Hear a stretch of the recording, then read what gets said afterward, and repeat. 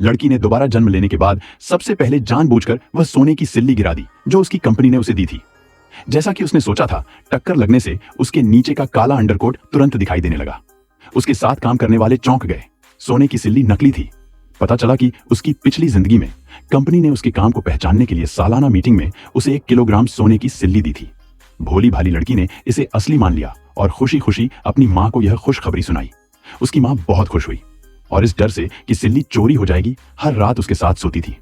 हालांकि 1 साल बाद उसकी माँ को एक जानलेवा बीमारी का पता चला।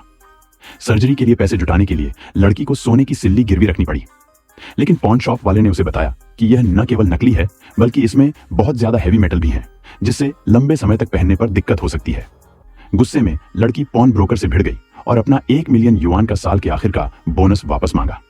लेकिन बेशर्म बॉस ने न केवल साथ देने से मना कर दिया बल्कि उस पर जबरदस्ती वसूली का आरोप लगाकर उसे जेल में डाल दिया। लड़की के जेल जाने के कुछ समय बाद उसे अपनी मां की गंभीर बीमारी और मौत की खबर मिली। गुस्से और दुख से भरकर वह मर गई। जब उसने दोबारा आंखें खोली तो वह 1 साल पहले कंपनी की सालाना पार्टी से 1 दिन पहले फिर से जन्म ले चुकी थी।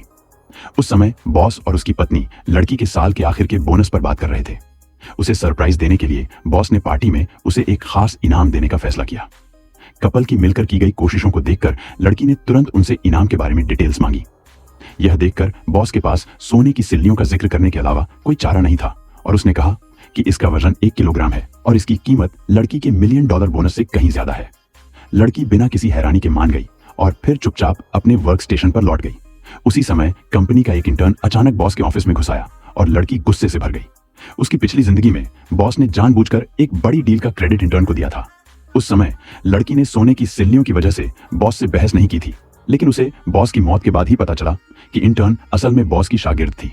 और जैसा कि लड़की ने अंदाजा लगाया था, कुछ मिनट बाद बॉस इंटर्न को उसके पास ले आया और उसे गाइड करने के लिए कहा।